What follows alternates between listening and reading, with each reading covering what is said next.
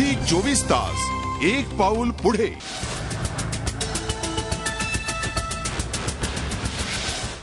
आणि या संदर्भातली बातमी आहे विदर्भातून।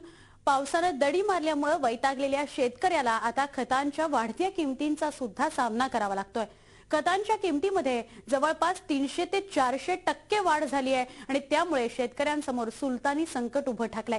मात्र संबंधित अधिकाऱ्यांनी डॉलरच्या तुलनेत रुपयाच्या घसरणीला याकरता कारणीभूत ठरवलेलं आहे। पिढीजात शेती व्यवसाय करणाऱ्या महादेव बोढे या शेतकऱ्याला शेती का आणि कशी करावी असा प्रश्न पडलाय। एकीकडे महागाईने कळस गाठला असताना आता खतांच्या किमतीत झालेल्या भरमसाठ वाढीमुळे त्यांची झोप उडाली आहे। खतांच्या वाढत्या किमतीमुळे मशागतीचा एकरी खर्च दुपटीने वाढलाय। सबसिडीचे निकष बदलत किमती ठरवण्याचा अधिकार खत निर्मिती करणाऱ्या कंपन्यांना दिल्यानं ही भाववाढ झाल्याचा खत विक्रेत्यांचा आरोप आहे। या वर्षाचा हिशोब काढला समजा तोच खर्च 30,000 जवळ चालला आपला। म्हणजे बी बियाणं महाग, सल्फेट युरिया महाग, मजुरी महाग। कंपन्यांनी जी वाढ करायला पाहिजे एक ठिकाणपर्यंत ठीक होतं, पण प्रत्येक महिन्याला जी वाढ होत चालली आहे ती काही वास्तविक नाही।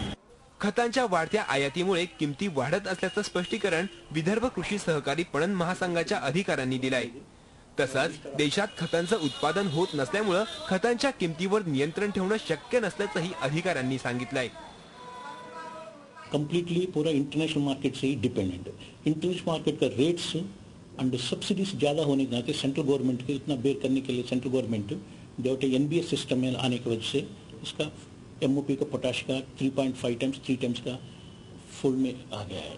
त्यामुळे परिस्थिती हाताबाहेर जाण्याआधी सरकारने मध्यस्थी करून या दरवाढीवर नियंत्रण आणण्याची मागणी हाताश शेतकऱ्यांकडून होतीये।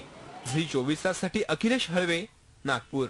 झी 24 तास एक पाऊल पुढे।